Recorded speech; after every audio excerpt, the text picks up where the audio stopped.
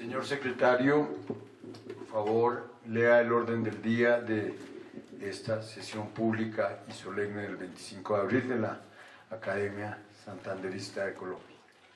El siguiente es el proyecto de orden del día para la jornada académica de fecha 25 de abril de 2019.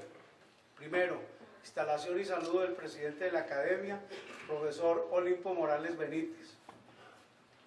Segundo, presentan excusas los doctores Hernán Olano, general Juan Salcedo Lora, Germán Pardo Albarracín, Hernán Guzmán, Elvira Cuervo de Jaramillo, Pedro Gómez Barrero, general Carlos Alberto Pulido, Antonio Cacua, Juan Francisco Hernández Roa, Hildebrando Suescún, Carlos Balén, brigadier general Guillermo León Dietes y general Mauricio Gómez Guzmán. Tercero, lectura del acta anterior. Cuarto, breve reseña biográfica del magistrado doctor Germán Bula Escobar. Quinto, conferencia, Santander y el protagonismo de la ley en la consolidación de un Estado naciente.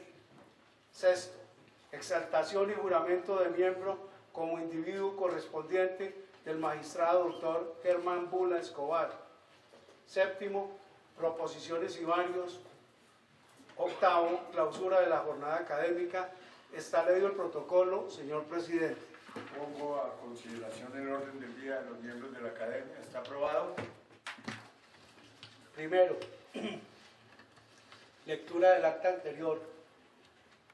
En la ciudad de Bogotá, los 28 días del mes de marzo de 2019, horas 5 p.m., se dio comienzo a la jornada clásica ordinaria en la sede principal de la Academia Santanderista de Colombia, convocatoria efectuada por el presidente profesor Olimpo Morales Benítez y secretario general José Asunción Suárez Niño, estableciéndose el siguiente orden del día que fue leído en la parte anterior. Primero, instalación de la sesión y saludo del presidente, de la presidenta honoraria y vitalicia de la Academia Santanderista de Colombia, doctora Cecilia Fernández de Palini. Iniciamos jornada académica a las 5 p.m. según lo establecido en el proyecto de reunión. El presidente Olimpo Morales Benítez hace énfasis en compromisos adquiridos por la Academia Santanderista de Colombia para celebración del bicentenario de la independencia, calendario definido por el Gobierno Nacional a través del Colegio Máximo de las Academias, bajo dirección del doctor David Rubio Rodríguez, quien de manera muy amable nos hizo llegar protocolo relacionado con fechas definidas durante el ejercicio de 2019. Igualmente, Rubio Rodríguez señaló agenda gubernamental en donde la Academia Santanderista de Colombia será protagonista indiscutible en las fechas del 23 de mayo, 7 de agosto en el Puente de Boyacá, 10 de agosto en la Catedral Primada y en el Puente del Común, encabezando ceremonia especial conjuntamente con el señor gobernador de Cundinamarca, Academia de Historia de Cundinamarca y Colegio Máximo de las Academias. Segundo, se desarrolló homenaje minuto de silencio por el sensible fallecimiento de don Jorge Fonnegra Pardo, distinguido tataranieto del general Francisco de Paula Santander. Lectura del acta anterior. El secretario general procedió a dar lectura detallada del acta número 021, efectuada el día 29 de noviembre de 2019, relacionada con exaltación y juramento de dos distinguidos miembros correspondientes, las doctoras Consuelo Mejía de Fernández y Cristina Fernández Mejía de Cárdenas. Copia de sus ponencias del día 29 de noviembre se enviaron por correo electrónico a todos los integrantes y asistentes a evento programado para tal fin. Quinto, breve reseña biográfica del historiador Ernesto Campos García. Se dio lectura a la interesante hoja de vida del historiador Ernesto Campos García, en la que se destaca su vida académica y profesional en diferentes centros universitarios y de pensamiento, donde desarrolla una interesante labor educativa como cultor investigativo en el campo de la historia y las ciencias afines. Sexto, Conferencia Santander y Triana en la senda del lancasterianismo. En el mismo momento que se alcanza el triunfo con los españoles, se establece una prioridad por parte del general Santander en calidad de vicepresidente de Cundinamarca. La educación para el hombre de las leyes era un tema fundamental y prioritario al considerar que, abro comillas, de un pueblo analfabeta no se puede construir nación. Bolívar, en el Congreso de Angostura, hace 200 años, recalca la misma idea de Santander al afirmar, abro comillas, que un pueblo ignorante es un instrumento ciego de su destrucción. Hasta aquí la cita. El sistema educativo durante la colonia no era prioridad y por ende poca atención recibía bajo el monopolio de la Iglesia, situación especial que a la vez permitía convertir a la educación en un instrumento de sometimiento, haciéndole creer a las personas que tenían acceso a la misma que el poder del soberano era un poder que había sido entregado por Dios. El tema educativo por aquellos tiempos estaba diseñado para las clases más aristocráticas, que años después se revaluó con la Ilustración y las nuevas tendencias en los inicios de la República en cabeza de Bolívar y Santander. Es así como en los albores de la independencia, el general Francisco de Paula Santander encamina gran parte de sus esfuerzos por la consolidación de un sistema educativo acorde a las nuevas condiciones políticas y sociales, constituyéndose parte esencial sobre patronatos de los colegios y seminarios que estaban en poder eclesiástico, sustentando ante el Libertador que el gobierno es el único protector de la educación. Bolívar expide el 20 de julio de 1820 un decreto en el cual, entre otros, considera que la educación civil y literaria de la juventud es uno de los primeros y más paternales principios del gobierno. Establece que el patronato, dirección y gobierno de los colegios de estudio y educación serán establecidos por gobierno central de la República y que ellos pertenecen en esencia al Ejecutivo. Santander, como vicepresidente, ordena construir y dotar en ciudades, villas, antiguas parroquias de blancos, pueblos de indios, escuelas públicas que deberán enseñar las primeras letras a sus habitantes. Decreta igualmente becas para indios para enseñarles a leer y escribir correctamente.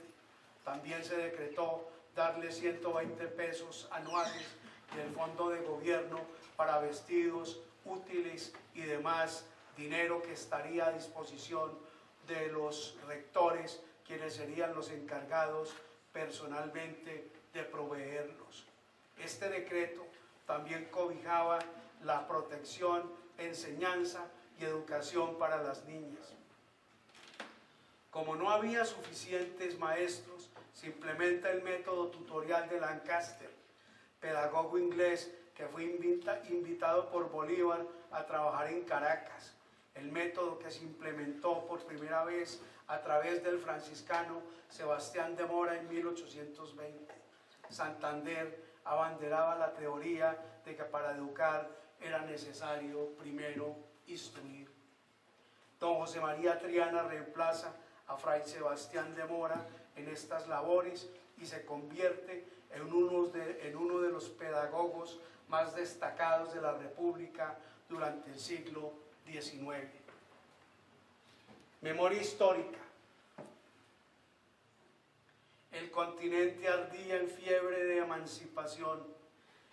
Ese impulso no encontraba su cauce creador mientras no se conjugaran las personalidades de Bolívar y Santander. Entonces se simplificó la mecánica de contienda y se dibujó el plan de ataque. Con los granadinos se liberaría Venezuela, con los venezolanos a la Nueva Granada. Fusionado este esfuerzo y lograda la victoria doble, con tropas conjuntas de venezolanos y granadinos, se desbordan ejércitos como una hirviente lava sobre el antiguo imperio de los incas para librar el yugo español al Perú, Ecuador y Bolivia. Bolívar con Sucre en esta segunda etapa llevaría la tea incendiaria. Santander conseguiría los recursos para tamaña empresa. ¿Qué hace Santander secundado por Castillo y Rada? Lanzar empréstitos forzosos, realizar conscripciones, expropiar con el menor pretexto. En la Nueva Granada, más de las 3/4 partes del presupuesto se destinan a la guerra que Bolívar libra en el sur. Bolívar avanza sobre el lomo nevado de los Andes con sus soldados descalzos, heridos algunos, incendiando la cintura de América. Por las tardes, ganar batallas, en la noche se divierte al son de tonadas criollas.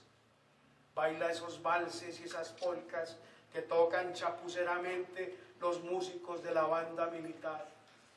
Danza como el gentilhombre que es, aquel que en París, en la época del terror, lanzó y puso en boga un célebre sombrero de alas levantadas, de Chapó Bolívar, y al amanecer, el sátiro que recuerda que, abro comillas, la mujer es el premio del guerrero, cierro comillas, como lo concibió Nietzsche.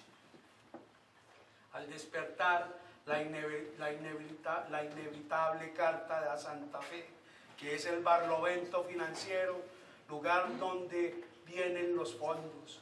Esta carta veloz y cruda es nada menos que el acta de independencia del Perú. Hemos tomado posición militarmente de todo el territorio libre del Perú, que no baja de 600.000 almas, y de muchas pequeñas provincias que aunque arruinadas, mantienen un ejército grande por más de un año. En un año o tenemos paz, o hemos vencido, o nos lleva Caplán. No tenemos más de 4.000 hombres y no hay más ejército que el de Colombia, pues los demás son bochinchitos sin moral, sin valor, sin sistemas. Los godos pasan de 12.000 veteranos, y si usted no me manda los 3.000 pesos y los otros 3.000 pesos más, no hay patria en el sur. Hasta aquí la cita. Sin Santander, en la teoría de la Nueva Granada, en la tesorería de la Nueva Granada, ¿hasta dónde hubieran podido avanzar los ejércitos de la libertad y la gloria del libertador? Ahí queda el interrogante. Octavo, proposiciones y varios. La doctora Cecilia Fernández de Palín felicitó al doctor Rubio por sus labores en las diferentes academias y sugirió de manera muy cordial cómo podría ayudar en el bicentenario. El doctor Rubio hizo énfasis en el calendario en el cual cada año se va a desarrollar un programa diferente. El 2019 será institucional, 2020 dedicado a las artes. De igual manera, informó que el 21 de mayo se conmemorará el Congreso de Cúcuta con autoridades nacionales y departamentales.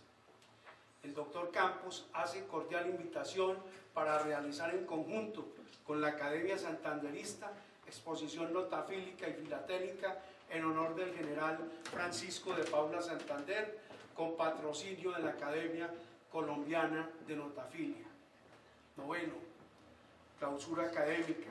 Una vez agotado el orden del día hacia las 6:30 p.m., pasamos a degustar unas deliciosas viandas que fueron del agrado de todos los asistentes. Está leída el acta, señor presidente. Muchas gracias, señor secretario. Se pone a consideración de los miembros de la Academia el acta de la aprobación. Tiene la palabra nuestra presidenta emérita y perpetua, la doctora Cecilia Fernández de Palín. Gracias, señor presidente, por haber iniciado esta reunión tan importante. Esta reunión tiene mucha importancia, ¿saben por qué? Porque si juntamos los juristas que están acá en este momento, creo que tenemos un auditorio como pocas veces se ha visto. Empezando por el doctor Germán. Doctor Germán, hemos sido amigos, luchadores en varias oportunidades, asuntos de la nación, asuntos partidarios, en fin, de todo. Pero el hecho de que usted nos vaya a enriquecer con sus luces la Sociedad Académica Santanderista de Colombia, que actualmente llamamos Academia Santanderista, es supremamente valioso. Quisiéramos que todos tuviéramos el bagaje intelectual, moral y que tiene usted. Realmente nos sentimos muy orgullosos de que usted haya deseado formar parte de esta sociedad, la Academia Santanderista. Aquí tenemos en esta casa una historia de muchos años. Esta casa es de principios de 1600 y por aquí ha pasado de todo.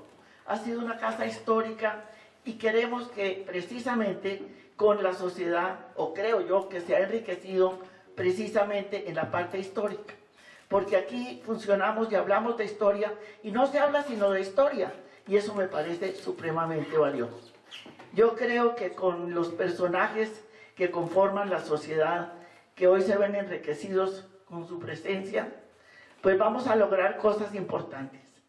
Creo que de las cosas que debemos hacer definitivamente es la celebración de los 200 años de la independencia, porque en ningún otro sitio en Bogotá creo yo que merece lo que merece la Sociedad Académica Santanderista de Colombia en la conformación de todo lo que ha pasado a partir del Día de la Independencia Nacional. Son 200 años que nos van a servir para tratar distintísimos temas, pero el tema más importante de todo es la nación que tenemos, es el gobierno que tenemos, es el Estado en sí, que realmente es lo que soñó, pienso yo, el general Francisco de Paula Santander.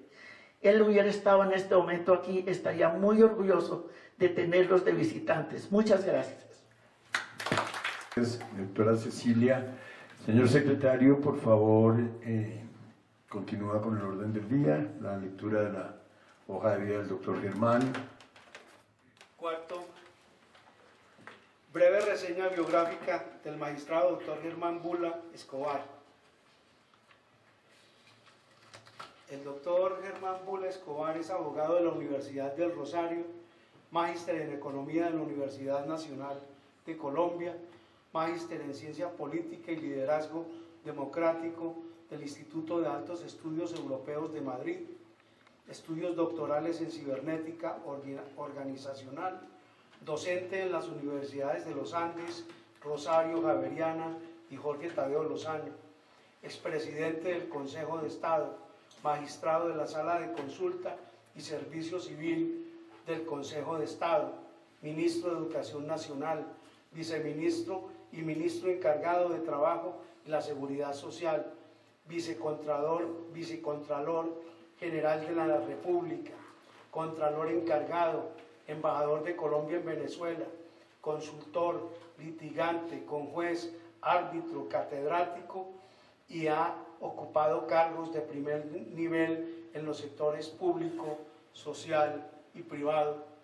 Competencias principales como el derecho administrativo, civil y comercial, arbitraje, cibernética, dirección estratégica, control, cambio y clima organizacional, educación, ciencia política, paz, desarrollo humano sostenible, conciliación, derechos humanos, asuntos indígenas, sociolaborales y agrarios, diplomacia y cooperación internacional.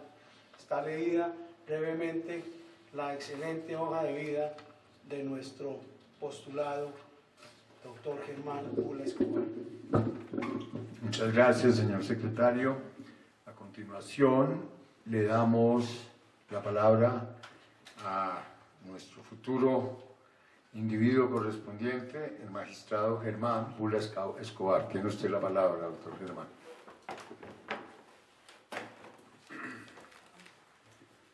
Bueno, muchísimas gracias.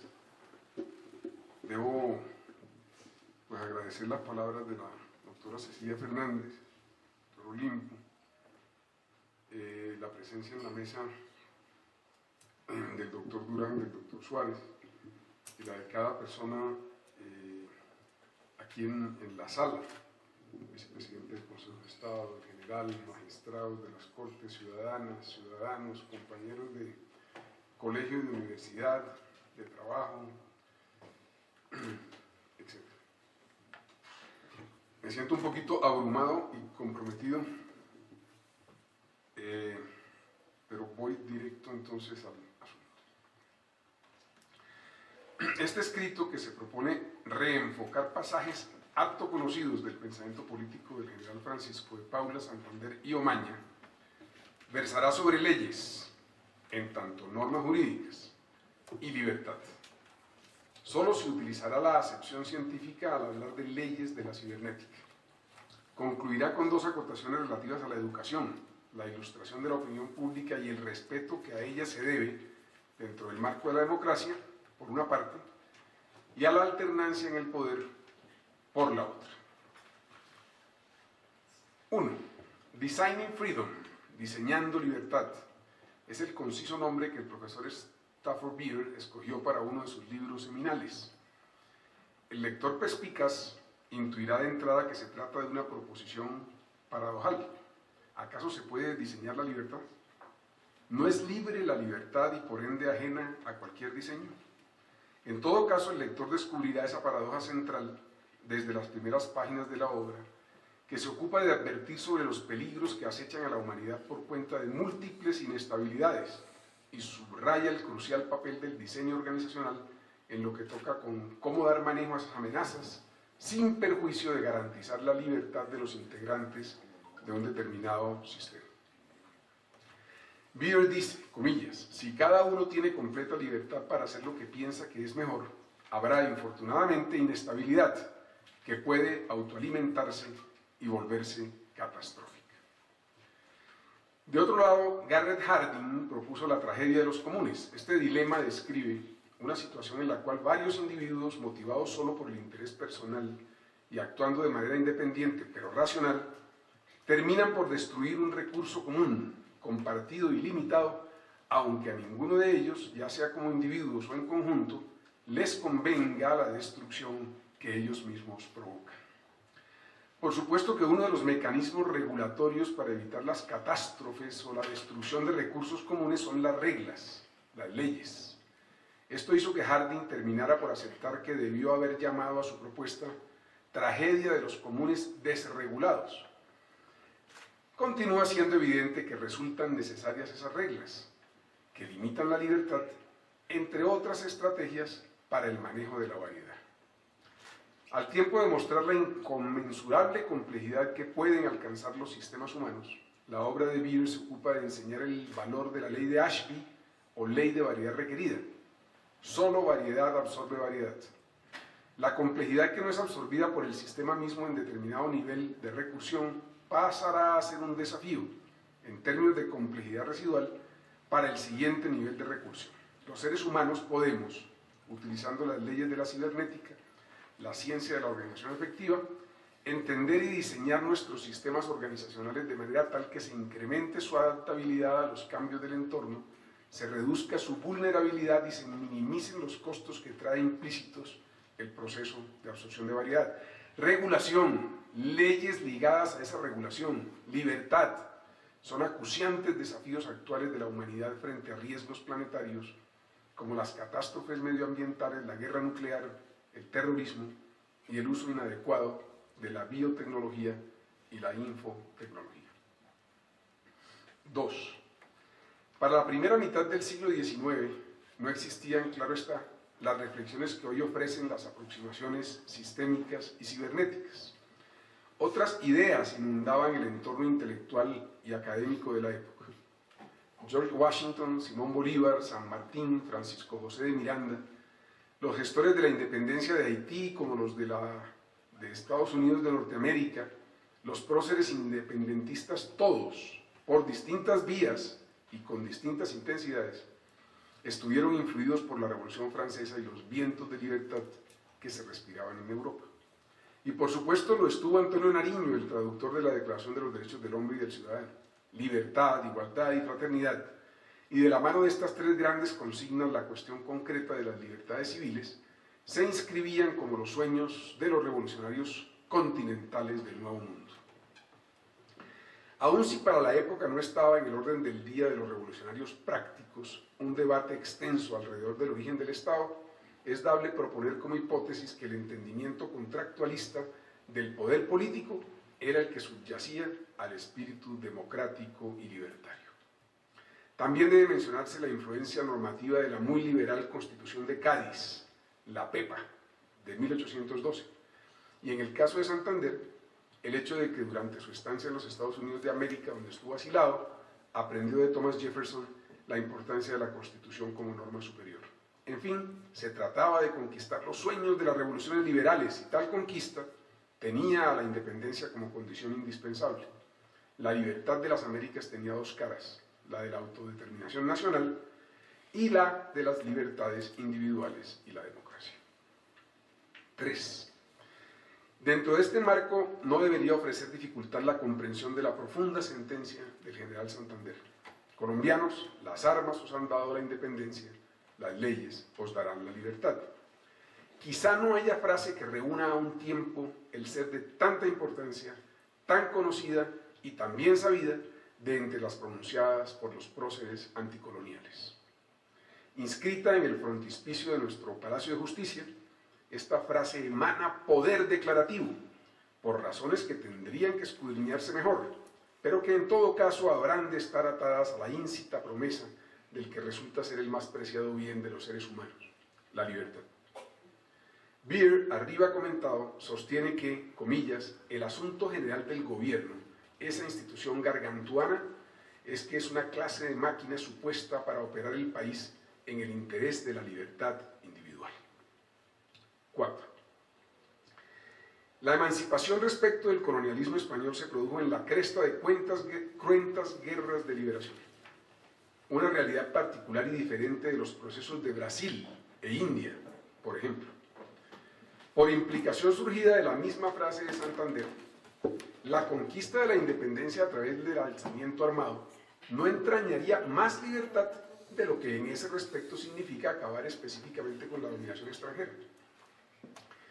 Incluso podría traer asociadas estructuras, cultura y estrategias no libertarias. En efecto, la acción armada, la guerra, los alzamientos, las revoluciones imponen a los contestatarios la necesidad de liderazgos y poderes centralizados en función del éxito de la acción operacional. No se gana en la guerra ni en la insurrección si la acción militar debe ser sometida a consultas abiertas. Así, la historia de la violencia a la que Marx atribuía el rol de partera de la historia ha sido una y otra vez cuestionada en lo que respecta al hecho de que su ejercicio termina por imponer nuevas violencias y, por ende, negaciones de la democracia y la libertad de los pueblos que se alzaron precisamente para derrocar tiranías y conquistar esos bienes. Las revoluciones victoriosas, se ha dicho, se tornan conservadoras en el poder y tienden a perpetuar la estructura centralizada, la cultura militarista y la estrategia guerrera. Evocando quiebres de la Revolución Francesa, Robert Darnton dirá que pocos historiadores podrían negar que a los derechos del hombre se los tragó el terror apenas 5 años después de su proclamación. Robert Darnton vendrá a la Feria del Libro en estos días. Incluso la propia burguesía liberal, en el poder consolidado, suele dar muestras de autoritarismo y distanciamiento de la ley. Nunca se debería olvidar la otrora famosa expresión del primer ministro francés Odilon Barrot: la légalité nous tue, la legalidad nos mata, dicha en 1849 con ocasión de defender medidas de excepción contra los extremistas de izquierda y de derecha. Francisco de Paula Santander se adelantó a los tiempos.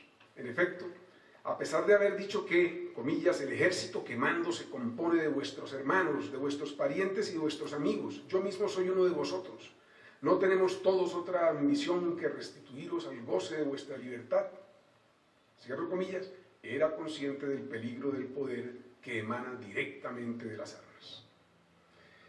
Eso lo llevó también a subrayar la debida sujeción del poder militar ante el poder civil. Comillas, la espada de los libertadores tiene que estar de ahora en adelante sometida a las leyes de la República. La distinción central de la frase bajo estudio entre independencia y libertad apunta a destacar el tránsito entre la guerra y la paz, a señalar la insubsistencia del papel de las armas en tanto ya se habría terminado por ganar la emancipación nacional que con ella se buscaba, y a poner sobre la mesa el reto subsecuente de la libertad. Podría afirmarse, mirando la escena con ojos contemporáneos, que la Revolución Americana tenía dos etapas, la independentista y la democrática, y que el medio propicio para triunfar en la primera etapa, las armas, no era a los ojos del general victorioso el instrumento eficaz para lograr la segunda. Para esta etapa, la de la libertad, propone entonces blandir instrumentos asaz diferentes, las leyes. 5. Ganada la guerra de independencia emergen los desafíos de la organización del Estado emancipado. En puridad de verdad esos desafíos tuvieron manifestaciones tempranas durante la guerra de independencia misma y desde entonces se barruntaban en toda su mayor intensidad por los libertadores. Puede afirmarse que el nuevo Estado empieza a aparecer en forma germinal en algunas instituciones diseñadas con antelación a la victoria militar definitiva. Basta, para efectos de evidencia, observar la creación del Consejo de Estado Provisional por el libertador Simón Bolívar. Todavía bajo el fragor de la guerra impuesta por la campaña de reconquista del Imperio Español, Bolívar creó el Consejo de Estado con el objeto de ejercer provisionalmente funciones legislativas. En su carácter de jefe supremo de la República de Venezuela y capitán general de los ejércitos de Venezuela y Nueva Granada, concibió en Angostura el Consejo de Estado para asistir al jefe supremo en el cumplimiento de funciones políticas y de gobierno, y especialmente para ejercer las funciones legislativas del incipiente aparato estatal. La creación se produjo dentro del marco de una situación excepcional, el proceso de la gestación de un nuevo Estado. Bolívar lo expresó con claridad en el discurso de instalación: la creación del Consejo de Estado va a llenar las augustas funciones del Poder Legislativo, dice Bolívar, no en toda la latitud que corresponde a la soberanía de este cuerpo, porque sería incompatible con la extensión y vigor que ha recibido el Poder Ejecutivo, no solo para libertar el territorio y pacificarlo, sino para crear el cuerpo entero de la República, obra que requiere medios proporcionados a su magnitud y cuantas fuerzas pueden residir en el gobierno más concentrado. El Consejo de Estado, como vuestra excelencia verá por su creación, está destinado a suplir en parte las funciones del cuerpo legislativo, el único considerando que trae el decreto de creación del 30 de octubre de 1817, no deja lugar a dudas. Considerando que es imposible establecer por ahora un buen gobierno representativo y una constitución eminentemente liberal, a cuyo objeto se dirigen todos mis esfuerzos y los votos más ardientes de mi corazón, mientras no se halle libre y tranquila la mayor parte del territorio de la República, especialmente la capital, y deseando que las provincias importantes, las leyes, reglamentos e instituciones saludables que deben entre tanto publicarse para la administración y organización de las provincias ya libres o que se liberten, sean propuestas, discutidas y acordadas en una asamblea que por su número y por la dignidad de los que la compongan merezcan la confianza pública, he venido en decretar y decreto lo siguiente. Ese es el considerando. Coetáneamente con la configuración de otras estructuras básicas, se dio vida a una institución similar al Consejo de Estado creado por Napoleón en Francia, apenas 18 años atrás. Así, históricamente es el colombiano el segundo Consejo de Estado de este corte en el mundo. Santander, por su parte, tiempo después, se refirió de manera clara al desafío operacional inmediato. Comillas, un gobierno naciente tiene que luchar con hombres preocupados por las instituciones antiguas, con desafectos que miran con odio y con horror un nuevo orden de cosas, y con indiferentes que esperan para declararse al tiempo y la victoria. Todos a su modo minan el sistema, conspiran contra el Estado y tratan de su ruina. Los unos haciendo comparaciones, los otros seduciendo y divulgando noticias falsas, o sea, las fake news ya estaban en boca de Santander. Y los últimos presentando ejemplos, cuando no de la insubordinación, al menos de descuido y negligencia en el cumplimiento de sus deberes. No habiendo bastado para con estas clases de personas la bondad y la beneficencia, es necesario ya usar con ellas del castigo y del rigor. Ya no se trataba entonces de las precisas y draconianas instrucciones de guerra, sino de la práctica pacífica y ordenada regencia de una sociedad libre en tiempos de paz. Y Santander sabe que debe enfrentar el conservadurismo cultural reacio al cambio, tanto como al oportunismo de quienes solo están al acecho de oportunidades personales. El párrafo continúa haciendo gala del creciente espíritu democrático de los tiempos, comillas, es un derecho del hombre en sociedad no poder ser juzgado sino por una ley preexistente cuya infracción le acarrea la pena, y no habiendo alguna disposición en Colombia que prescriba el castigo de traidor, sería preciso o dejarlo impune para que maquine contra el Estado libremente, o faltar con respecto a él a lo sancionado en aquel principio de derecho natural y de gentes. Terrible alternativa para un magistrado que se ve en la necesidad o de no cumplir con su primer deber, que es la seguridad de la República, o de no llenarlo, infringiendo los derechos de seguridad y libertad del ciudadano. Santander se había apropiado a la sazón del principio democrático nulla pene sin ley previa, sobre la base del cual construye lo que califica terrible alternativa. A la luz de esta cavilación cobra intenso brillo el rol que el prócer atribuía a las leyes. Nada hay de altisonante o manierista en la célebre frase, sino que de profunda y arraigada en la conciencia de su autor. Se trataba de organizar un régimen político, figura que desde la antigua Grecia se entendía que giraba alrededor de sus leyes constitutivas. Tucídides señalaba el papel de las leyes en el régimen político de Grecia, que, comillas, no envidia las leyes de nuestros vecinos, somos ejemplo, porque sirve el régimen a los intereses de la mayoría. Y Luigi Ferrajoli lo condensa en los tiempos que corren con meridiana claridad. La democracia implica necesariamente el derecho. Bien puede haber, ciertamente, derecho sin democracia, pero no puede haber democracia sin derecho, puesto que la democracia es un conjunto de reglas sobre el válido ejercicio del poder. Obsérvese que el tránsito de la guerra a la paz trae consigo una distinta manera de concebir y operar el ejercicio del poder. Ahora lo que urge es la consolidación del orden pacífico, y tal desafío es reconocido por Santander de manera democrática y concreta. Bobbio, por su parte, propone su propia síntesis. En una palabra, la democracia puede definirse como el sistema de reglas que permiten instaurar y desarrollar una convivencia pacífica. El conjunto de valores que se ha venido glosando como atado al papel de las reglas, de las leyes, se hace explícito en Santander en relación con la Constitución. Comillas, ruego al Ser Supremo que continúe derramando sus bendiciones sobre nuestra patria, para que la Constitución sea inviolablemente conservada, para que los granadinos la amemos como la mejor salvaguardia de nuestros derechos, del orden y de la paz, y para que la felicidad de la Nueva Granada sea completa bajo los auspicios de la libertad y de la independencia. 6. La teleología del discurso de Santander era, pues, la consolidación del Estado democrático que había germinado desde la epopeya y empezaba a edificarse sobre las ruinas del régimen colonial. Con ese telón de fondo, el debate sobre el santanderismo del general cobra una perspectiva diferente. Véase cómo lo enfoca Jorge Orlando Melo en el prólogo de su libro Francisco de Paula Santander, Escritos Políticos. Dice Jorge Orlando Melo: Santander, es cierto, fue a veces, comillas, santanderista en el sentido negativo que luego desarrollaron sus críticos, y no dio siempre el ejemplo de obediencia genuina a las normas que defendía. Pero no hay duda de que sus prescripciones de respeto a la ley y de aceptación de las normas de juego político, de preferencia por el debate, las discusiones tolerantes y la opinión pública sobre la guerra, eran razonables, y que su aceptación por los colombianos, aunque difícil dada la cultura política de entonces y el peso de figuras heroicas como la de Bolívar, habría permitido un avance más firme y seguro hacia la democracia y el respeto a las libertades de los ciudadanos que las alternativas propuestas, que casi siempre usaron el término de santanderismo para atacar a los defensores del respeto a la ley y justificar con la invocación de la memoria gloriosa de Bolívar las limitaciones a la democracia y el recurso a los sables o a la fuerza como fuente de legitimidad política. Así que Santander pudo haber actuado sin apego santanderista a la ley en algunas ocasiones, algunas veces en asocio de Bolívar.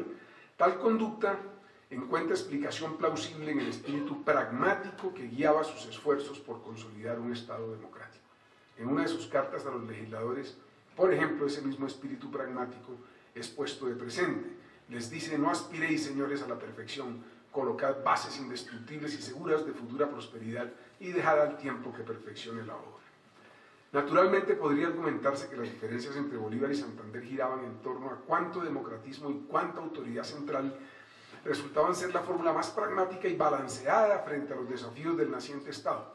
Exprofeso, este trabajo se ocupa de los planteamientos del prócer y no esculca conductas o coyunturas políticas, lo que es arduo asunto para el caletre de biógrafos, historiadores y politólogos. Sin embargo, a juzgar por el resultado que dio en la separación en 3 estados, podría afirmarse que estructuras menos rígidas, menos centralistas y autoritarias hubiesen sido mejores diseños organizacionales para absorber la variedad de las sociedades de entonces y hubiesen podido derivar en la permanencia, la viabilidad, diría Vir, de la formación estatal federal gran colombiana. Esa, sí, de la que John Quincy Adams, quien llegó a ser presidente de los Estados Unidos, dijo que estaba llamada a ser, comillas, una de las naciones más poderosas del planeta. Voy a repetir la frase de John Quincy Adams porque se refiere a Venezuela, Colombia, Ecuador, se supone, y Panamá, que estábamos llamados a ser, o que estamos, debe ser que todavía no ha llegado el momento, una de las naciones más poderosas del planeta. Un análisis acucioso, permítase la insistencia, podría mostrar que la viabilidad de esa formación estatal era también asunto de diseño organizacional. Al fin y al cabo, la flexibilidad del bambú le permite resistir mejor las tormentas. En los días que corren, signados por la tensión entre polarización, por un lado, y unidad de la nación alrededor de lo fundamental, por el otro, llama la atención la sentencia postrera de Bolívar, comillas, el no habernos compuesto con Santander nos ha perdido a todos, cierro comillas. Esta digresión que hace relación a la actualidad nacional debe quizá acompañarse de ofrecimiento de excusas, pero resulta difícil resistirse a la tentación de paralelos cuando de formular balances y estrategias pragmáticas se trata. Abelardo Forero decía que, comillas, la historia de Colombia ha transcurrido en una serie de contrapuntos de rencor, Santander y Nariño, Santander y Bolívar, Mosquera y Obando, Núñez y Santiago Pérez, y nos detenemos en la enumeración en el umbral del siglo XX, cierra comillas. Inquieta pensar en cómo los partidos políticos en Suecia, por ejemplo, logran acuerdos fundamentales. ¿No será acaso necesario revisar lo que Ignatieff, apoyado en Freud, ha popularizado como el narcisismo de la pequeña diferencia? 7. Por lo demás, el general Francisco de Paula Santander estuvo siempre orgulloso de su republicanismo. Mi causa es la de Colombia, ella se reduce a que sea para siempre independiente, que haya leyes dictadas libremente por los legítimos representantes de la nación y que sean igualmente invulnerables a los gobernadores y a los gobernantes, que el pueblo goce de las garantías de un gobierno positivamente republicano, que los ciudadanos teman solamente a las leyes y no a los que están encargados de alguna función pública, que todos disfrutemos de nuestros derechos con rigurosa igualdad y que ningún enemigo exterior pueda arrebatarnos la independencia ni una conmoción interior la Constitución y con ella la gloria, el honor y la tranquilidad del país. Esta ha sido mi profesión de fe política y espero no trocarla por ninguna otra que pueda sacrificar los derechos del pueblo. Por sostener estos principios me he acarreado enemistades, ojerizas, persecuciones, calumnias y denuestos, pero no espere nadie que yo retrograde una línea del puesto en que me he colocado, aunque fuera caso posible que me quedase solo en Colombia debido a estos principios. Mis enemigos podrán disponer alevosamente de mi existencia, pero jamás dispondrán de mis opiniones republicanas. Cierro comillas, por supuesto que no basta con leyes dictadas libremente y que sean invulnerables a los gobernadores y a los gobernantes. Estas son condiciones necesarias, no suficientes. El enforcement o aplicación de la ley, claramente en déficit por múltiples razones sistémicas durante toda la historia republicana de nuestro país, es indispensable en punto a lograr, lo que decía Santander, que el pueblo goce de las garantías de un gobierno positivamente republicano, que los ciudadanos teman solamente a las leyes. Y se puede ir aún más allá. La aplicación de la ley misma es también solo condición necesaria, no suficiente.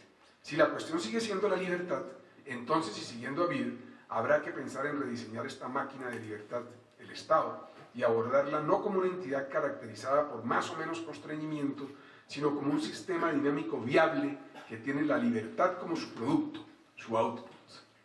Naturalmente, Santander no es interpelable, ni por las deficiencias en la aplicación de la ley, ni en relación con las finales reflexiones absolutamente contemporáneas. De hecho, la ocasión invita a hacer pública una frase que recuerdo como atribuida a Santander y que me produjo impresión imborrable. Hacía alusión a que las leyes que tienen valor son las que están inscritas en el corazón de los hombres. A su lectura, ya mucho tiempo, me rendí admirado y alcancé a citarla al paso algunas veces para denotar la importancia de lo que hoy se conoce como cultura de la legalidad. Desde entonces, la figura cimera del general Santander se me antojó distante del santanderismo que se le atribuía. Santander entendía que las leyes no derivaban su valor de la mera legalidad formal, por fuera de todo protocolo. Excéntricamente confieso mi fracaso en la búsqueda de la fuente, a pesar de la potencia de los modernos motores de búsqueda. Pero estimo este pensamiento como el más profundo que nos legó Santander, y en consecuencia más profundo incluso que la frase alrededor de la cual gira el escrito. Esta frase: las leyes que tienen valor son las que están escritas en el corazón de los hombres. Y en consecuencia he preferido arriesgarme al peor de los juicios sobre mi memoria y a cometer un abuso adicional consistente en pedir a los santanderistas avesados y a los cuatro vientos, como en efecto pido aquí y ahora, que se confirme la autoría de la frase, para beneficio de la envergadura del prócer ante propios y extraños, o se la infirme para mi solo deslucimiento personal. A la manera del náufrago de García Márquez, deposito hoy en la botella este pedido que alguien, algún día afortunado, encontrará. 8. No sobran dos acotaciones finales que bien valdría la pena poner de presente a los gobernantes contemporáneos en América Latina. A. Sobre la educación y la opinión pública, Santander tenía en mente una democracia excelsa, de alta calidad, y al igual que Pericles, el ilustre escritor griego para quien la política en materia de educación debía estar a cargo del Estado y orientada a la construcción de una república justa, ponía confianza en la educación.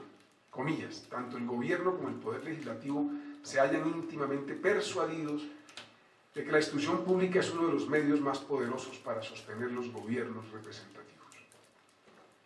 Y trasunto de su anhelo educativo era la manera elevada en que concebía a la opinión pública. Comillas, qué mayor dicha ni qué mayor gloria que la de pertenecer a un país donde se respeten las leyes, la equidad y el juicio de la opinión pública. B. Sobre alternancia en el poder. Bolívar, con independencia de los rasgos no democráticos que históricamente proyectaron sus posiciones en relación con la adopción en nuestro suelo de los términos de la Constitución boliviana, afirmó, abro comillas, las repetitivas elecciones son esenciales en los sistemas populares porque nada es tan peligroso como dejar permanecer largo tiempo en un mismo ciudadano el poder. El pueblo se acostumbra a obedecerlo y él a mandarlo, de donde se origina la usurpación y la tiranía. Cierro comillas. Nada hay en estas afirmaciones, por supuesto, que no sea convergente con el pensamiento liberal del general Santander. Abro comillas. Del general Santander. Espantosa época para un pueblo, aquella donde no hay leyes ni garantías y donde la voluntad del magistrado ofendido es la ley suprema. Sobre todo los pueblos se cansan de ser mandados por uno mismo. La variedad les gusta y acaso en esta variedad van mejorando de condición y de suerte. Tampoco es bueno dejar a unos mismos en el gobierno. Es deshonor de la nación y es darles aliciente a que gusten del mando y se alcen un día. Termino entonces esta disertación, señor presidente, diciendo: la independencia, la libertad y la ilustración de la opinión pública por medio de la educación y ligada al honor resumen lo mejor del prócer de la Villa del Rosario en su quehacer histórico y en la conciencia que tuvo de sí mismo. Y termino con su propia frase del general Santander: el último día de mi vida será el primero en que la Nueva Granada no me verá ocupado de su independencia, de su honor y de sus libertades. Muchas gracias. Muchas gracias, doctor Bula. Quiero pedirle al señor secretario que lea el siguiente punto del orden del día. Exaltación y juramento de miembro como individuo correspondiente del magistrado doctor Germán Bula Escobar. Señor Germán Bula Escobar, ¿jura usted preservar las ideas democráticas republicanas defendidas por nuestro estadista Francisco de Paula Santander? Si así lo hiciere, que esta academia en la patria os lo reconozca. Si no, ella y ellos os lo demandan. Seguro, creo que sí. Bienvenido.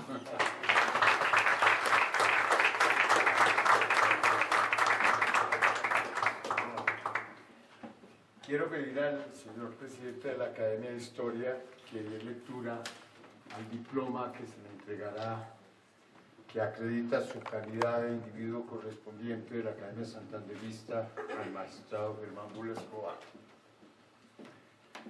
El diploma correspondiente dice así: Academia Santanderista de Colombia, en reconocimiento al doctor Germán Bula Escobar, ha sido elegido como individuo correspondiente, como testimonio de su adhesión a las tradiciones democráticas exaltadas por Francisco de Paula Santander, dado en Bogotá a los 25 días del mes de abril del año 2019, Cecilia Fernández de Palini, presidenta emérita y perpetua, Olimpo Morales Benítez, presidente, José Asunción Suárez Niño, secretario general. Doña Cecilia Fernández de Palini le hará entrega del diploma. Pues es para mí un altísimo honor hacer entrega de este muy merecido nombramiento. Muchas gracias. Y quiero agradecer además un poquito más de lectura sobre esto.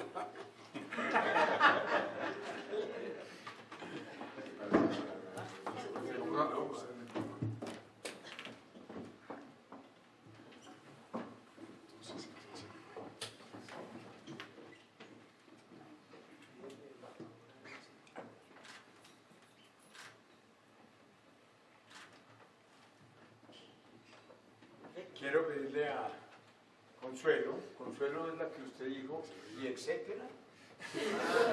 Usted dijo que gracias al general, etcétera. Eso lo tendrás que arreglar más adelante. Consuelo, que por favor le imponga la insignia que portamos los miembros de la Academia Santander.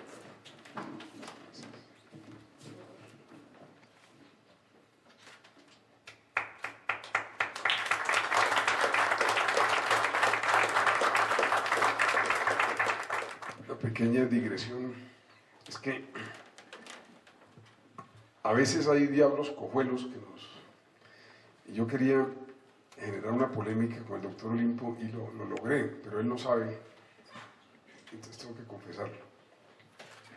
Entonces yo titulé este trabajo con una expresión que está aceptada por la Academia de la Lengua, que es la palabra rol. Originalmente se llamaba el papel de la ley, pero dije voy a poner rol para ver qué dice Olimpo. Y Olimpo no dijo nada, produjo. Entonces decidió hacer una traducción suya y ustedes encuentran que en uno de los programas habla de el protagonismo. Entonces cabrón, rol por protagonismo. Yo quería hacer la defensa de la palabra rol porque parece de origen anglosajón, pero es de origen latino, es de origen francés. Pero era simplemente una confesión que quería hacerle a mi dilecto amigo. Y fue un diablo cojuelo que desafortunadamente le hice caso.